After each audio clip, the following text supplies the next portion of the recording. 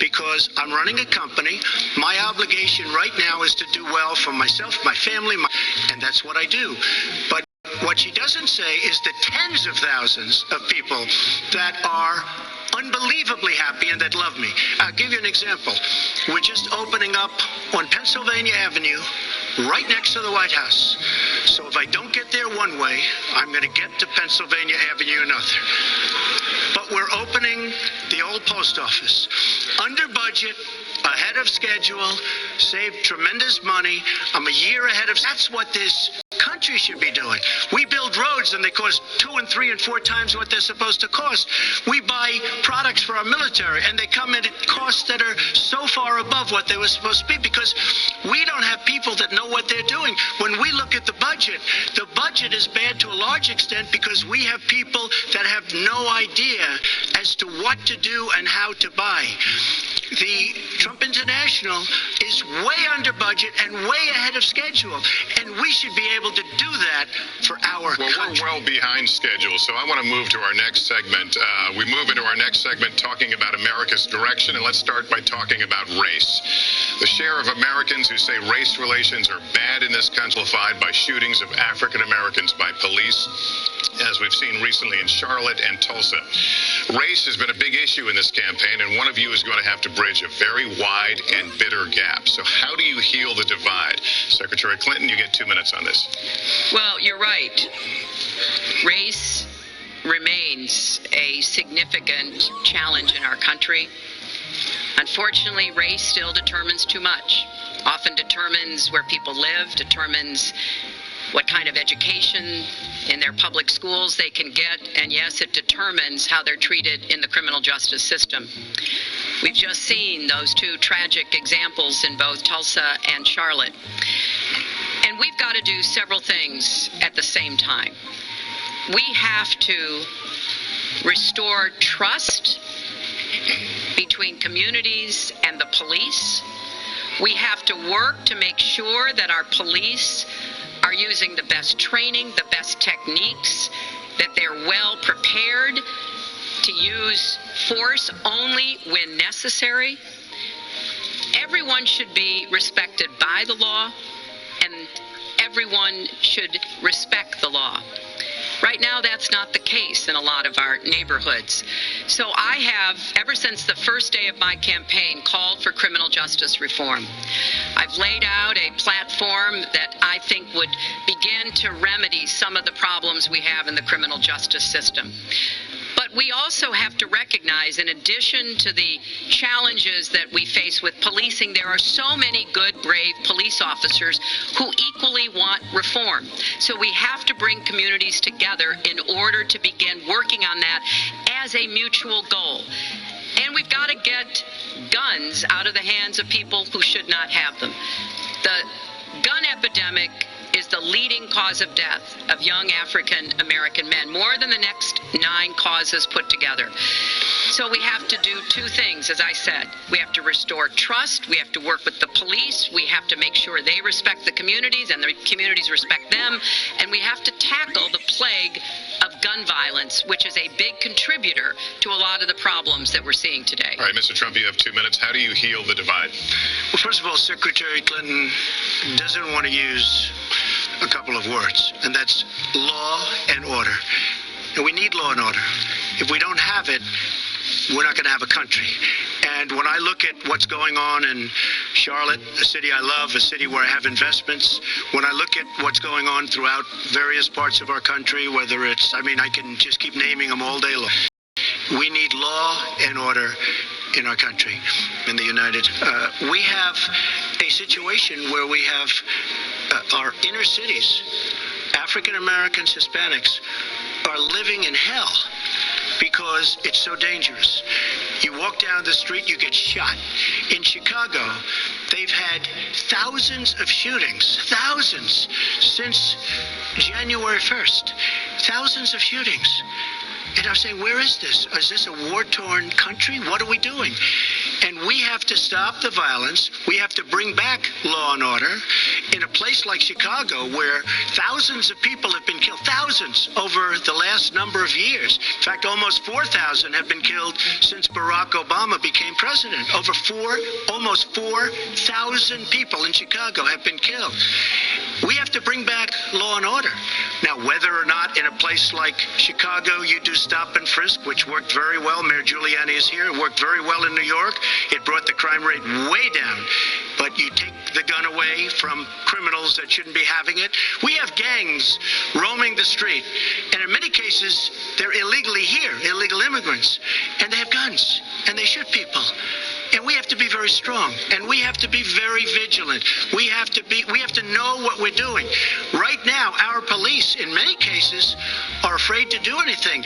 We have to protect our inner cities because African American communities are being decimated by crime. Your 2 minutes has expired, but I do want to follow up. Stop and frisk was ruled unconstitutional in New York because it largely singled out black and Hispanic young men. No, you're wrong. It went before a judge who was a very against police judge.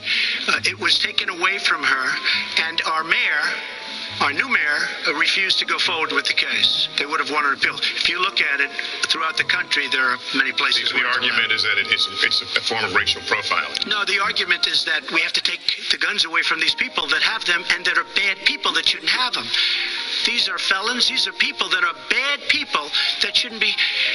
When you have 3,000 shootings in Chicago from January 1st, when you have 4,000 people killed in Chicago by guns from the beginning of the presidency of Barack Obama, his hometown, you have to have stop and frisk. You need more police. You need a better community, relation. You don't have good community relations in Chicago. It's terrible. I have property there. It's terrible what's going on in Chicago. But when you look, and Chicago's not the only. You go to Ferguson. You go to so many different places. You need better relationships. I agree with Secretary Clinton on this. You need better relationships between the communities and the police because in some cases it's not good. But you look at Dallas where the relationships were really studied. The relationships were really a beautiful thing. And then 5 police officers were killed one night very violently. So there's some bad things going on, some really bad things. But we need law and order. And we need law and order in the inner cities because the people that are most affected by what's happening are African American and Hispanic people, and it's very unfair to them what our politicians are allowing to happen. Secretary Clinton. Well, I've heard Donald say this at his rallies, and it's really unfortunate that he paints such a dire, negative picture of black communities in our country. You know, the vibrancy of the black church, the black businesses that employ so many people, the opportunities that so many families are working to provide for their kids. There's a lot that we should be proud of and we should be supporting and lifting up. But we do always have to make sure we keep people safe. There are the right ways of doing it, and then there are ways that are ineffective. Stop and frisk was found to be unconstitutional, and in part because it was ineffective. It did not do what it needed to do. Now, I believe in community policing, and in fact, violent crime is 1/2 of what it was in 1991. Property crime is down 40%. We just don't want to see it creep back up. We've had 25 years of very good cooperation, but there were some problems, some unintended consequences. Too many young African American and Latino men ended up in jail for nonviolent offenses, and it's just a fact that if you're a young African American man and you do the same thing as a young white man, you are more likely to be arrested, charged, convicted, and incarcerated. So we've got to address the systemic racism in our criminal justice system. We cannot just say law and order. We have to say we have to come forward with a plan that is going to divert people from the criminal justice system, deal with mandatory minimum sentences, which have put too many people away for too long for doing too little. We need to have more second chance programs. I'm glad that we're ending private prisons in the federal system. I want to see them ended in the state system. You shouldn't have a profit motivation to fill prison cells with young Americans. So there are some positive ways we can work on this. And I believe strongly that common sense gun safety measures would assist us right now, and this is something Donald has supported along with the gun lobby. Right now, we've got too many military-style weapons on the streets. In a lot of places, our police are outgunned. We need comprehensive background checks, and we need to keep guns out of the hands of those who will do harm, and we finally need to pass a prohibition on anyone who's on the terrorist watch list from being able to buy a gun in our country. If you're too dangerous to fly, you are too dangerous to buy a gun. So there are things we can do, and we ought to do it in a bipartisan way. Secretary Clinton, last week you said we've got to do everything possible to improve policing, to go right at implicit bias. Do you believe that police are implicitly biased against black people? Lester, I think implicit bias is a problem for everyone, not just police. I think, unfortunately, too many of us in our great country jump to conclusions about each other. And therefore, I think we need all of us to be asking hard questions about, why am I feeling this way? But when it comes to policing, since it can have literally fatal consequences, I have said in my first budget we would put money into that budget to help us deal with implicit bias by retraining a lot of our police officers. I met with a group of very distinguished, experienced police chiefs a few weeks ago. They had concerns. Mental health is one of the biggest concerns because now police are having to handle a lot of really difficult mental health problems on the street. They want support. They want more training. They want more assistance. And I think the federal government could be in a position where we would offer and provide that. I'd like to respond. Please. First of all, I agree, and a lot of people, even within my own party, want to give certain rights to people on watch lists and no-fly lists. I agree with you. When a person is on a watch list or a no-fly list, and I have the endorsement of the NRA, which I'm very proud of, these are very, very good people, and they're protecting the Second Amendment. But I think we have to very strongly at no-fly lists and watch lists, and when people are on there, even if they shouldn't be on there, want to bring up the fact that you were the one that brought up the word super predator about young black youth. And that's a term that I think was it's been horribly met, as you know. I think you've apologized.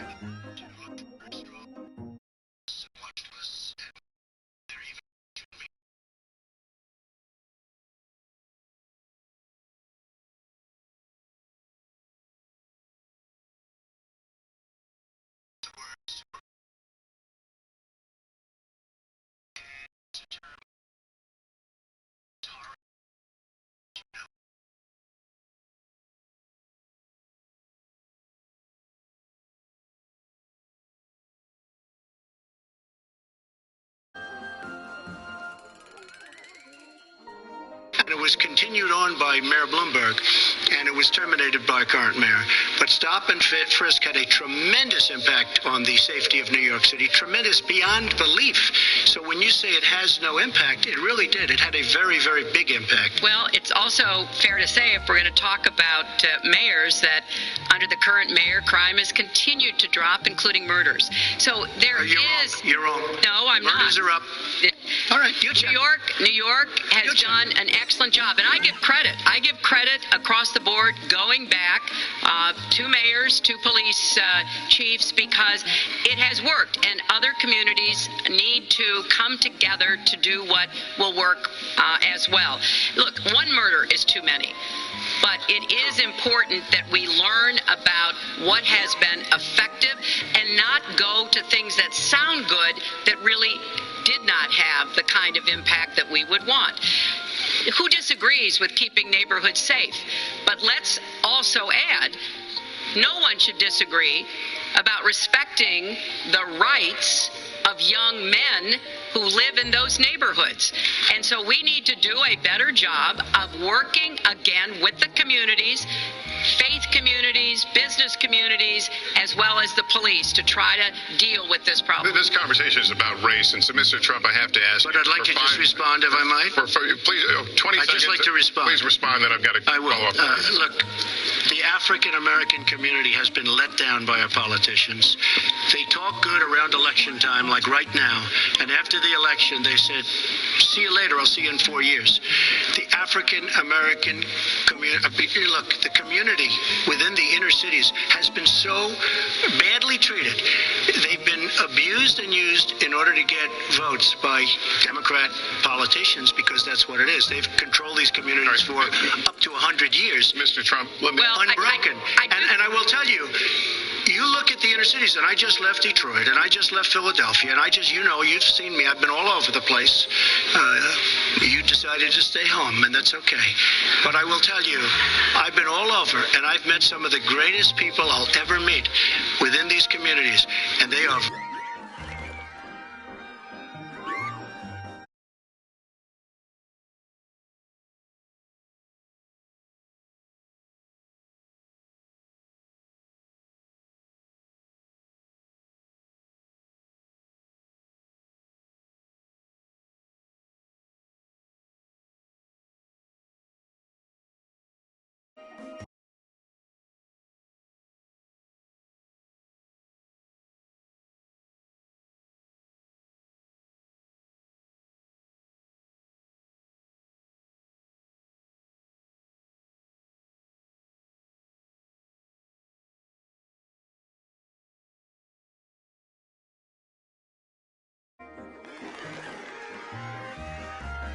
President Obama fought very hard, and you can go look it up and you can check it out. And if you look at CNN this past week, Patty Solis Doyle was on Wolf Blitzer saying that this happened. Blumenthal sent McClatchy, a highly respected reporter at McClatchy, to Kenya to find out about it. They were pressing it very hard. She failed to get the birth certificate. When I got involved, I didn't fail. I got him to give the birth certificate. So I'm satisfied with it, and I'll tell you why I'm satisfied with it. That was because I want to get on to defeating ISIS, because I want to get on to creating jobs, because I want to get on to having a strong border.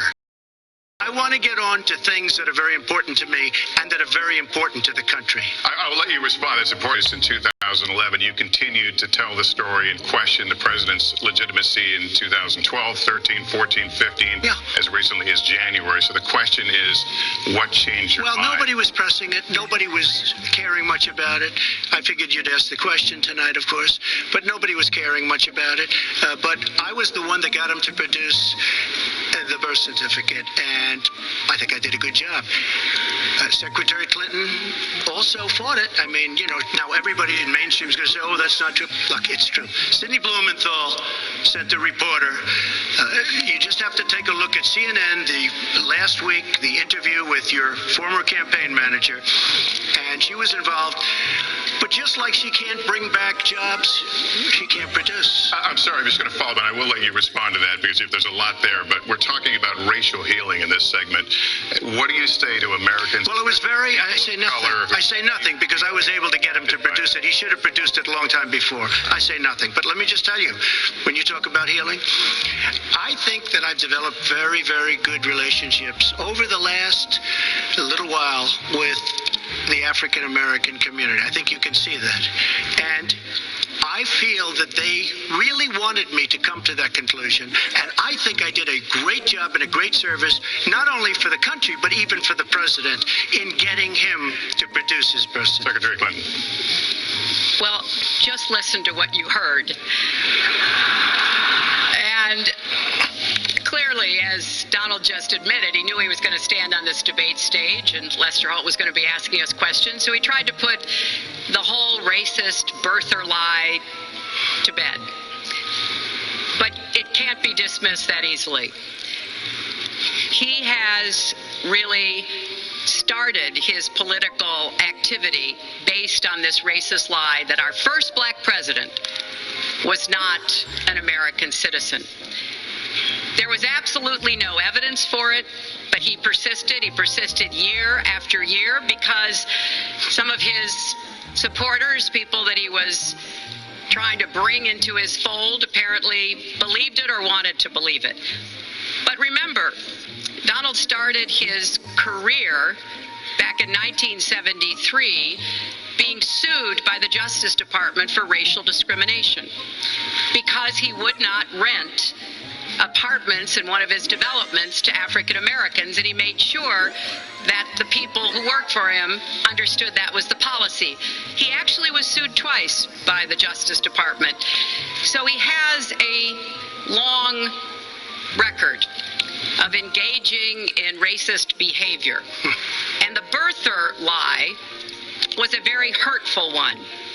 You know, Barack Obama is a man of great dignity, and I could tell how much it bothered him and annoyed him that this was being touted and used against him. But I like to remember what Michelle Obama said in her amazing speech at our Democratic National Convention. When they go low, we go high. And Barack Obama went high, despite Donald Trump's best efforts to bring him down. Mr. Trump, you can respond, then we're going to move on to the next segment. I would love to respond. First of all, I got to watch, in preparing for this, some of your debates against Barack Obama. You treated him with terrible disrespect. And I watched the way you talk now about how lovely everything is and how wonderful you are. It doesn't work that way. You were after him. You were trying to. You even sent out, or your campaign sent out, pictures of him in a certain garb. Very famous pictures. I don't think you can deny that. But just last week, your campaign manager said it was true. So when you try to act holier than thou, it really doesn't work. It really doesn't. Now, as far as the lawsuit, yes, when I was very young, I went into my father's company, had a real estate company in Brooklyn and Queens, and we, along with many, many other companies throughout the country, it was a federal lawsuit, were sued. We settled the suit with no admission of guilt. It was very easy to do, but they sued many people. I notice you bring that up a lot, and I also noticed the very nasty commercials that you do on me in so many different ways, which I don't do on you. Maybe I'm trying to save the money, but frankly, I look at that and I say, isn't that amazing? Because I settled that lawsuit with no admission of guilt, but that was a lawsuit brought against many real estate firms, and it's just one of those things. I'll go on one step further. In Palm Beach, Florida, tough community, a brilliant community, a wealthy community, probably the wealthiest community there is in the world. I opened a club and really got great credit for it. No discrimination against African Americans, against Muslims, against anybody. And it's a tremendously successful club, and I'm so glad I did it. And I have been given great credit for what I did, and I'm very, very proud of it. And that's the way I feel. That is the true way I feel. Our next segment is called Securing America. We want to start with a 21st century war happening every day in this country. Our institutions are under cyber attack, and our secrets are being stolen. So my question is, who's behind it, and how do we fight it? Secretary Clinton, this answer goes to you. Well, I think cybersecurity, cyber warfare will be one of the biggest challenges facing the next president, because clearly we're facing at this point two different kinds of adversaries. There are the independent hacking groups that do it mostly for commercial reasons, to try to steal information that they then can use to make money. But increasingly, we are seeing cyber attacks coming from states, organs of states. The most recent and troubling of these has been Russia. There's no doubt now that Russia has used cyber attacks against all kinds of organizations in our country, and I am deeply concerned about this. I know Donald's very praiseworthy of Vladimir Putin, but Putin is playing a really tough, long game here. And one of the things he's done is to let loose cyber attackers to hack into government files, to hack into personal files, hack into the Democratic National Committee. And we recently have learned that, that this is one of their preferred methods of trying to wreak havoc and collect information. We need to make it very clear, whether it's Russia, China, Iran, or anybody else, the United States has much greater capacity. And we are not going to sit idly by and permit state actors to go after our information, our private sector information or our public sector information. And we're going to have to make it clear that we don't want to use the kinds of tools that we have. We don't want to engage in a different kind of warfare, but we will defend the citizens of this country. And the Russians need to understand that. I think they've been treating it as almost a probing. How far would we go? How much would we do? And that's why I was so shocked when Donald publicly invited Putin to hack into Americans. That is just unacceptable. It's one of the reasons why 50 national security officials who served in Republican information in administration have said that Donald is unfit to be the commander-in-chief. It's comments like that that really worry people who understand the threats that we face. Mr. Trump, you have 2 minutes in the same question. Who's behind it? I do want to say that I was just endorsed, and more are coming next week. It'll be over 200 admirals, many of them are here, admirals and generals endorsed me to lead this country. That just happened, and many more are coming, and I'm very proud of it. In addition, I was just endorsed by ICE. They've never endorsed anybody before on immigration. I was just endorsed by ICE. I was just recently endorsed 16,500 Border Patrol agents. So when Secretary Clinton talks about this, I mean, I'll take the admirals and I'll take the generals any day over the political hacks that I see that have led our country so brilliantly over the last 10 years with their knowledge, okay? Because look at the mess that we're in. Look at the mess that we're in. As far as the cyber, I agree to parts of what Secretary Clinton said. We should be better than anybody else, and perhaps we're not. I don't think anybody knows it was Russia that broke into the DNC. She's saying Russia, Russia, Russia, but maybe it was. I mean, it could be Russia, but it could also be China. It could also be lots of other people. It also could be somebody sitting on their bed that weighs 400 pounds, okay? You don't know who broke into DNC, but what did we learn with DNC? We learned that Bernie Sanders was taken advantage of by your people, by Debbie Wasserman Schultz. Look what happened to her. But Bernie Sanders was taken advantage of. That's what we learned. Now, whether that was Russia, whether that was China, whether it was another country, we don't know. Because the truth is, under President Obama, we've lost control of things that we used to have control over. We came in with the internet, we came up with the internet, and I think Secretary Clinton and myself would agree very much. When you look at what ISIS is doing with the internet, they're beating us at our own game. ISIS. So we have to get very, very tough on cyber and cyber warfare. It is a huge problem. I have a son. He's 10 years old. He has computers. He is so good with these computers. It's unbelievable. The security aspect of cyber is very, very tough. And maybe it's hardly doable. But I will say we are not doing the job we should be doing. But that's true throughout our whole governmental society. We have so many things that we have to do better, Lester, and certainly cyber is one of them. Secretary Clinton? Well, I think there are a number of issues that we should be addressing. I have put forth a plan to defeat ISIS. It does involve going after them online. I think we need to do much more with our tech companies to prevent ISIS and their operatives from being able to use the internet to radicalize, even direct people in our country, in Europe, and elsewhere. But we also have to intensify our air strikes against ISIS and eventually support our Arab and Kurdish partners to be able to actually take out ISIS in Raqqa and their claim of being a caliphate. We're making progress. Our military is assisting in Iraq, and we're hoping that within the year we'll be able to push ISIS out of Iraq and then, really squeeze them in Syria. But we have to be cognizant of the fact that they've had foreign fighters coming to volunteer for them, foreign money, foreign weapons. So we have to make this the top priority, and I would also do everything possible to take out their leadership.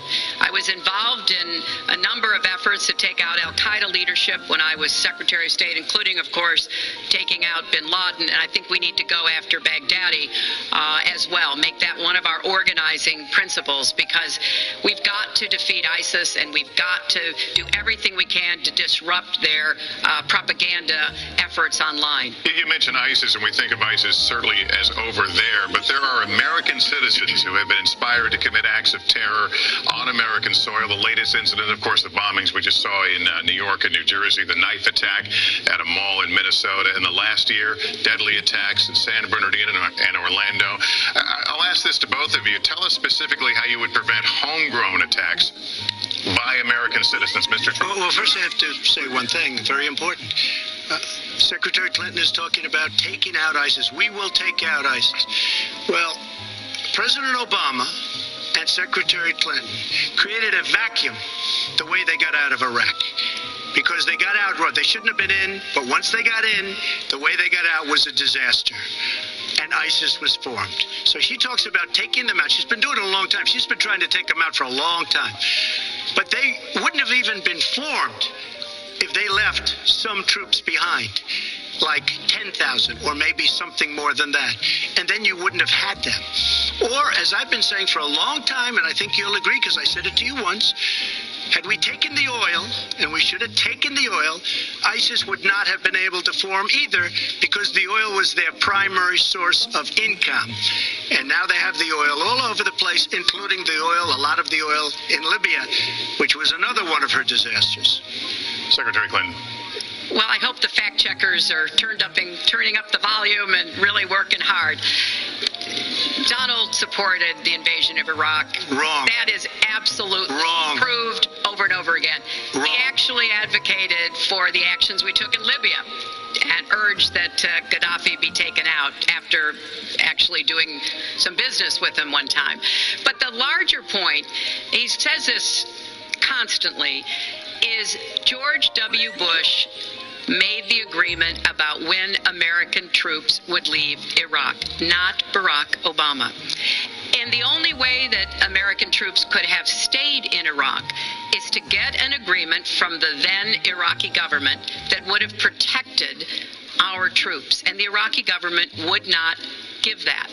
But let's talk about the question you asked, Lester. The question you asked is, what do we do here in the United States? That's the most important part of this. How do we prevent attacks? How do we protect our people? And I think we've got to have an intelligence surge where we are looking for every scrap of information. I was so proud of law enforcement in New York, in Minnesota, in New Jersey.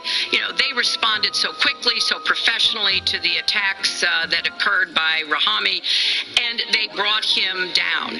And we may find out more information because he is still alive, which may prove to be an intelligence benefit.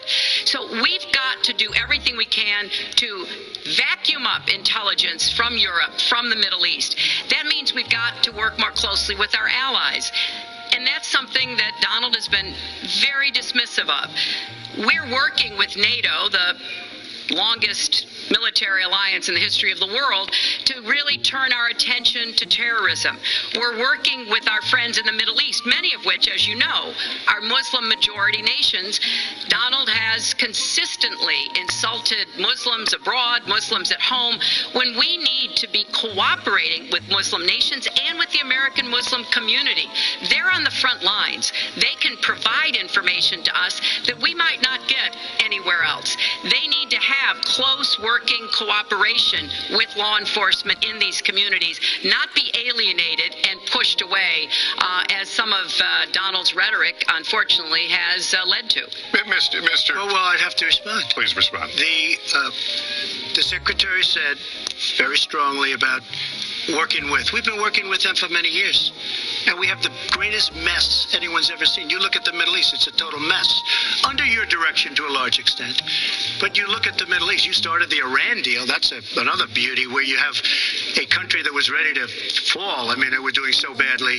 They were choking on the sanctions. And now they're going to be actually probably a major power at some point pretty soon, the way they're going.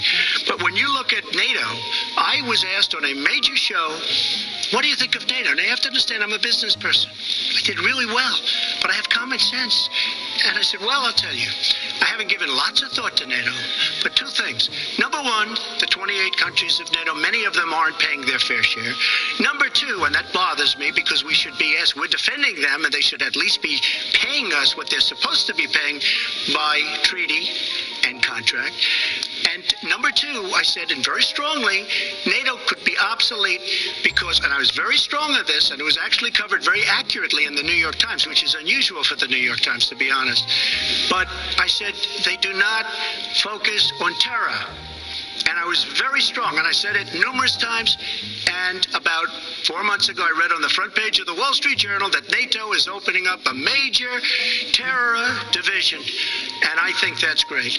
And I think we should get, because we pay approximately 73% of the cost of NATO. It's a lot of money to protect other people. But I'm all for NATO. But I said they have to focus on terror also, and they're going to do that. And that was, believe me, I'm sure I'm not going to get credit for it, but that was largely because of what I was saying and my criticism of NATO. I think we have to get NATO to go into the Middle East with us, in addition to surrounding nations, and we have to knock the hell out of ISIS, and we have to do it fast. When ISIS formed in this vacuum created by Barack Obama and Secretary Clinton, and believe me, you were the ones that took out the troops. Not only that, you named the day. They couldn't believe it. They sat back probably and said, I can't believe it. They said, no, wait a minute. We've covered when they formed, this is something that never should have happened. It should have never happened.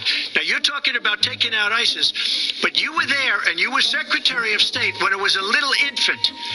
Now it's in over 30 countries. And you're going to stop them? I don't think so. Mr. Trump, a lot of these are, you had supported the war in Iraq before the invasion. What makes your judgment? I did not support the war in Iraq. 2002. That is a mainstream media nonsense put out by her because she, frankly, I think the best person in her campaign is mainstream media. My question is, since would you like to hear? Why is your judgment? Wait a minute. I was against the war in Iraq, just so you put it out. The record shows otherwise. The record does not show that. Why is your judgment? The record shows that I'm right. When I did an interview with Howard Stern, very lightly, first time anyone's asked me that, I said, very lightly, I don't know, maybe, who knows, essentially. I then did an interview with Neil Cavuto. We talked about the economy is more important. I then spoke to Sean Hannity, which everybody refuses to call Sean Hannity. I had numerous conversations with Sean Hannity at Fox, and Sean Hannity said, and he called me the other day, and I spoke to him about it. He said, you were totally against the war, because he was for the war. Why is your judgment better than... And that was before the war started. Sean Hannity said very strongly, to me and other people, he's willing to say, but nobody wants to call him, I was against the war. He said, you used to have fights with me because Sean was in favor of the war. And I understand that side also, not very much, because we should have never been there. But nobody calls Sean Hannity. And then they did an article in a major magazine shortly after the war started, I think in 2004, but they did an article which had me totally against the war in Iraq.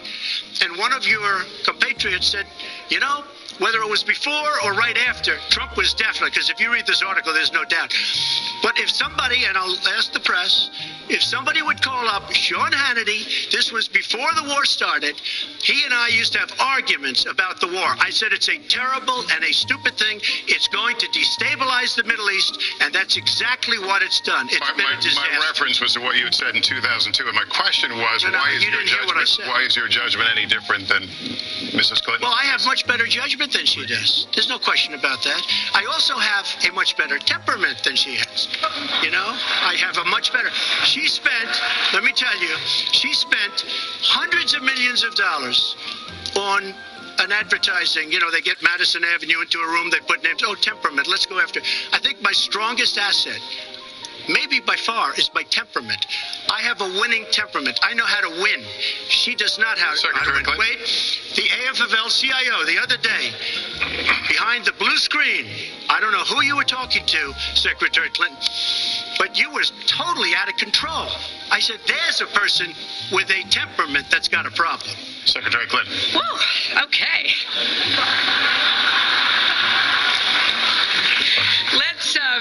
Let's talk about two important issues that were briefly mentioned by Donald. First, NATO. You know, NATO as a military alliance has something called Article 5, and basically it says this: an attack on one is an attack on all. And do you know the only time it's ever been invoked?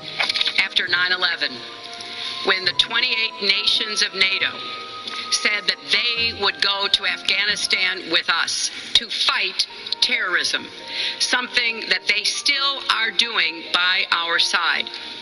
With respect to Iran, when I became Secretary of State, Iran was weeks away from having enough nuclear material to form a bomb. They had mastered the nuclear fuel cycle under the Bush administration. They had built covert facilities. They had stocked them with centrifuges that were whirling away. And we had sanctioned them. I voted for every sanction against Iran when I was in the Senate, but it wasn't enough. So I spent a year and a half putting together a coalition that included Russia and China to impose the toughest sanctions on Iran. And we did drive them to the negotiating table. And my successor, John Kerry, and President Obama got a deal that put a lid on Iran's nuclear program without firing a single shot. That's diplomacy. That's coalition building. That's working with other nations. The other day, I saw Donald saying that there were some Iranian sailors on a ship in the waters off of Iran, and they were taunting American sailors who were on a nearby ship. He said, you know, if they taunted our sailors, I'd blow them out of the water and start another war. That would not good judgment. That is not the right temperament to be commander-in-chief, to be taunted. And the worst part of what we've heard Donald say has been about nuclear weapons. He has said repeatedly that he didn't care if other nations got nuclear weapons, Japan, South Korea, even Saudi Arabia. It has been the policy of the United States, Democrats and Republicans, to do everything we could to reduce the proliferation of nuclear weapons. He even said, well, you know, if there were nuclear war in East Asia, well, you know, that's fine. You know, have a good time, folks. And in fact, his cavalier attitude about nuclear weapons is so deeply troubling. That is the number one threat we face in the world, and it becomes particularly threatening if terrorists ever get their hands on any nuclear material. So a man who can be provoked by a tweet should not have his fingers anywhere near the nuclear codes, as far as I think anyone with any sense about this should be concerned. That line's getting a little bit old, I must say. Listen, it's a good one, though. I would like to, well describes the problem. It's not an accurate one at all. It's not an accurate one. So I just want to give a lot of things. I agree with her on one thing. The single greatest problem the world has is nuclear armament, nuclear weapons. Not global warming like you think and your president thinks. Nuclear is the single greatest threat. Just to go down the list, we defend Japan, we defend Germany, we defend South Korea, we defend Saudi Arabia, we defend countries. They do not pay us what they should be paying us because we are providing tremendous service and we're losing a fortune. That's why we're losing. We lose on everything. A say, who makes these? We lose on everything. Well, I said that it's very possible that if they don't pay a fair share, because this isn't 40 years ago where we could do what we're doing. We can't defend Japan, a behemoth selling us cars by the million. We need to move on. Wait, but it's very important. All I said was they may have to defend themselves or they have to help us out. We're a country that owes $20 trillion. They have to help us out. As far as the nuclear is concerned, I agree. It is the single greatest threat that this country has. Which leads my next question as we enter our last segment here still on the subject of securing America. On nuclear weapons, President Obama reportedly considered changing the nation's longstanding policy on first use. Do you support the current policy? Mr. Trump, you have 2 minutes on that. Well, I have to say that, for what Secretary Clinton was saying about nuclear with Russia, she's very cavalier in the way she talks about various countries. But Russia's been expanding. They have a much newer capability than we do. We have not been updating from the new standpoint. I looked the other night, I was seeing B-52s. They're old enough that your father, your grandfather could be flying them. We are not keeping up with other countries. I would like everybody to end it, just get rid of it, but I would certainly not do first strike. I think that once the nuclear alternative happens, it's over. At the same time, we have to be prepared. I can't take anything off the table because you look at some of these countries. You look at North Korea. We're doing nothing there. China should solve that problem for us. China should go into North Korea. China is totally powerful as it relates to North Korea. And by the way, another one powerful is the worst deal I think I've ever seen negotiated that you started is the Iran deal. Iran is one of their biggest trading partners. Iran has power over North Korea. And when they made that horrible deal with Iran, they should have included the fact that they do something with respect to North Korea. And they should have done something with respect to Yemen and all these other places. And when asked to Secretary Kerry, why didn't you do that? Why didn't you add other things into the deal? One of the great giveaways of all time, including $400 million in cash. Nobody's ever seen that before. That turned out to be wrong. It was actually $1.7 billion in cash. Obviously, I guess, for the hostages, it certainly looks that way. So you say to yourself, why didn't they make the right deal? This is one of the worst deals ever made by any country in history. The deal with Iran will lead to nuclear problems. All they have to do is sit back 10 years, and they don't have to do much, and they're going to end up getting nuclear. I met with Bibi Netanyahu the other day. Believe me, he is not a happy camper. All right, Mrs. Clinton, Secretary Clinton, you have 2 minutes. Let me start by saying words matter. Words matter when you run for president, and they really matter when you are president. And I want to reassure our allies in Japan and South Korea and elsewhere that we have mutual defense treaties and we will honor them. It is essential that America's word be good. And so I know that this campaign has caused some questioning and some worries on the part of many leaders across the globe. I've talked with a number of them. But I want to, on behalf of myself and I think on behalf of a majority of the American people, say that, our word is good. It's also important that we look at the entire global situation. There's no doubt that we have other problems with Iran, but personally I'd rather deal with the other problems having put that lid on their nuclear program than still to be facing that. And Donald never tells you what he would do. Would he have started a war? Would he have bombed Iran? If he's going to criticize a deal that has been very successful in giving us access to Iranian facilities that we never had before, then he should tell us what his alternative would be. But it's like his plan to defeat ISIS. He says it's a secret plan, but the only secret is that he has no plan. So we need to be more precise in how we talk about these issues. People around the world follow our presidential campaigns so closely, trying to get hints about what we will do. Can they rely on us?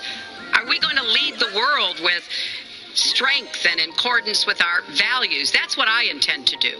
I intend to be a leader of our country that people can count on, both here at home and around the world, to make decisions that will further peace and prosperity, but also stand up to bullies, whether they're abroad or at home.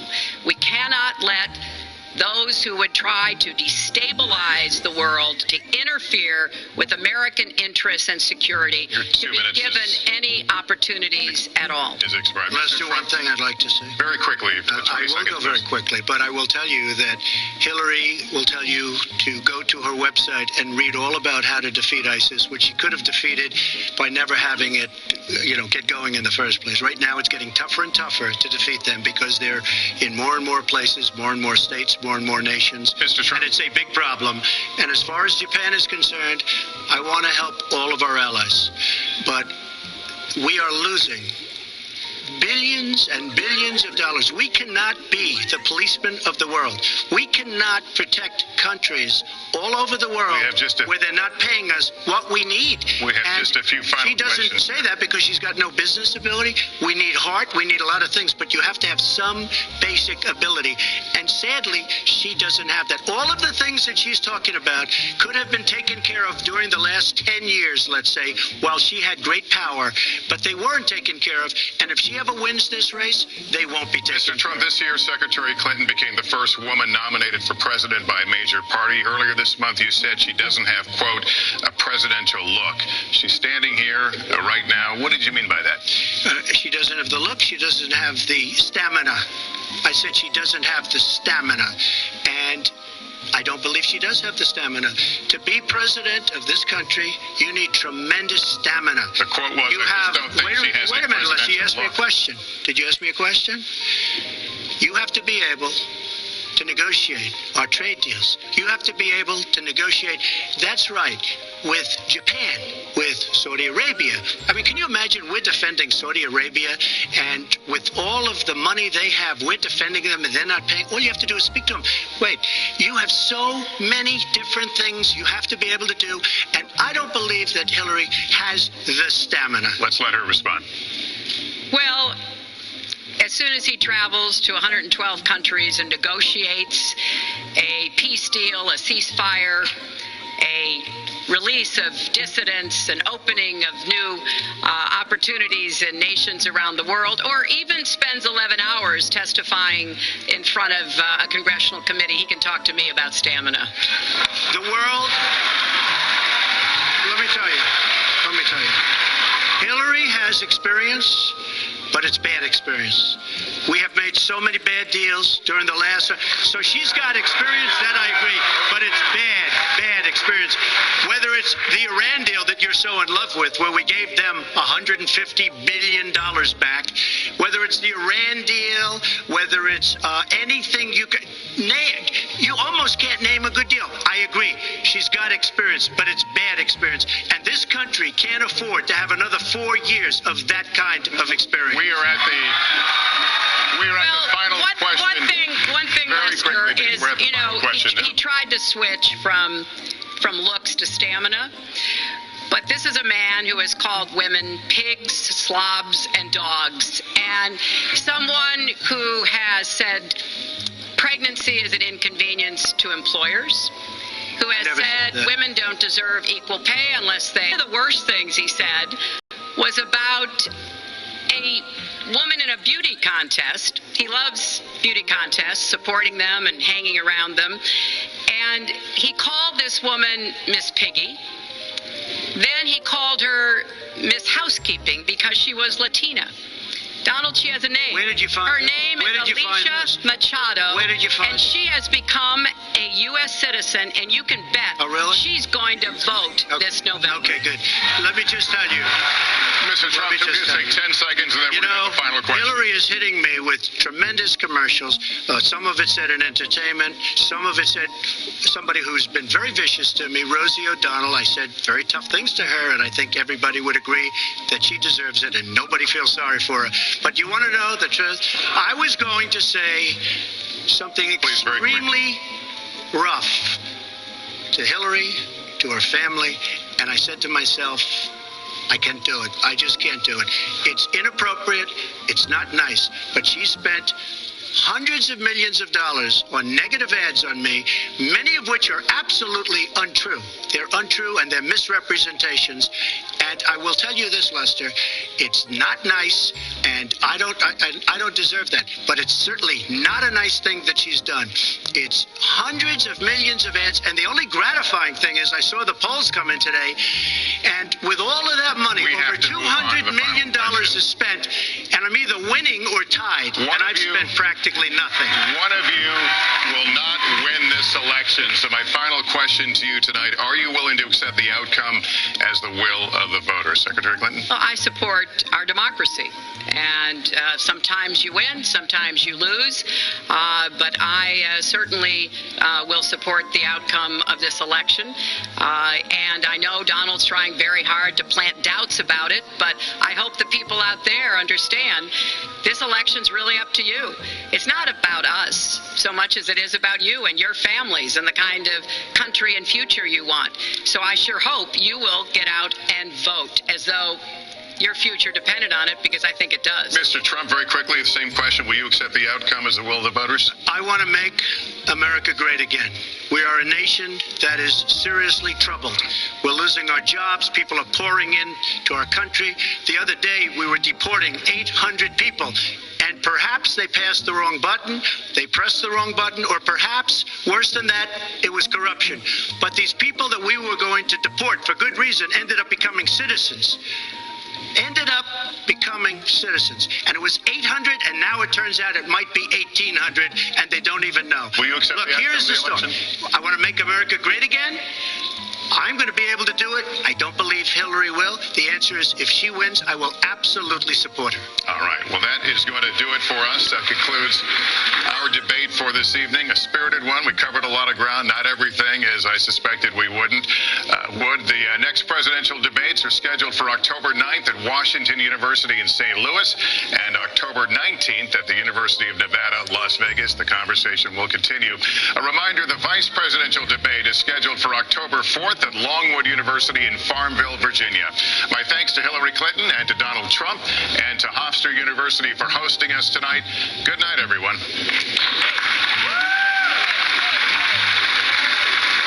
And the first presidential debate between Hillary Clinton and Donald Trump ends with a handshake, but no mended feelings between the two.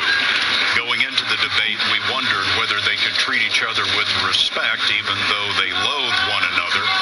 And it worked for about 89 minutes, but in these last few minutes, things really came apart and the name-calling began. John Dickerson is joining us here tonight. John, what did you say? Yeah, at the end there, I wasn't sure they were going to do the shaking of the hands. You know, throughout the evening, Donald Trump stuck on a couple of big themes. Kept talking about the typical politicians, how Hillary Clinton had been a part of the system that had failed America again and again.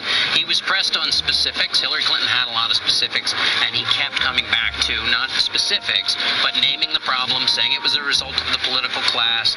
When he was specific, it was about trade and just promising to make good trade deals. Hillary Clinton was quite specific on everything from her tax plan to her policies overseas. But the question will be, did people like the blunt force of Trump, or did they like Hillary Clinton's greater command of the facts? Hillary Clinton was getting into a great deal more in terms of the details. She was apparently, from the looks of it, reading notes from the podium. Donald Trump's points were bumper sticker points. Bring it jobs back. Law and order. Very simple kinds of ideas. Well, guys, this is probably going to sound loud in the mic because I'm talking at the moment, but thanks for watching, guys. So, yeah.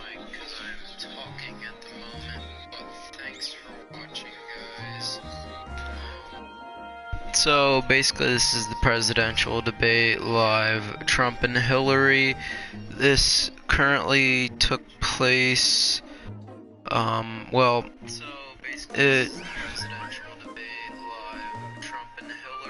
it took place at 9 o'clock on September 26, 2016.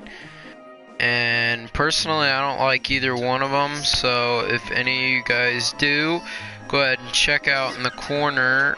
There's a little information thing. If you look at the very top right of the video, it says more info. You click on that. There's a little survey, Trump or Hillary vote. Take the survey if you've been through this video for this long and watched it. So Trump or Hillary, you take a vote, you select Trump or Hillary, and then you can go ahead and basically it's just a little survey. So if you guys like one of them, just choose one of them that you like. And thanks for watching, guys. EpicKiller152 out. Peace. I probably will stream that next video that they're going to be doing, the next debate. So I will be making that one. So thanks for watching, and I hope that you guys did enjoy this. I don't know why they're doing another one. Hold on, let me see what they're talking about.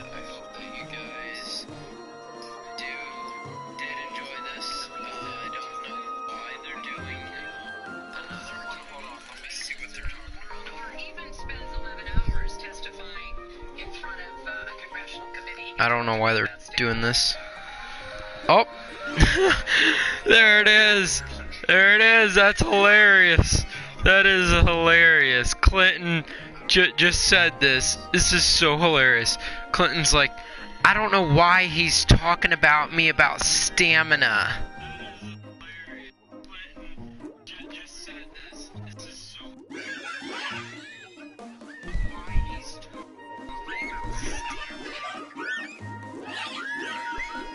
So, guys, I'm gonna bring the camera back through the TV again. Hopefully you guys did enjoy this video. Let me bring it around here, sorry. Yeah, I'm heading up to bed.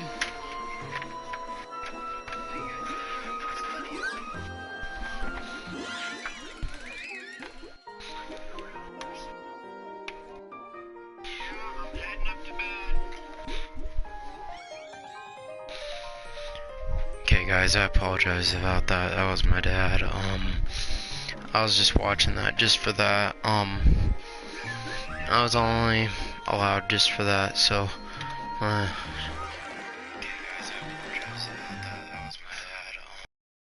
me go ahead and turn this off. Okay guys, like, comment, subscribe, more. EpicKiller152 out. Peace.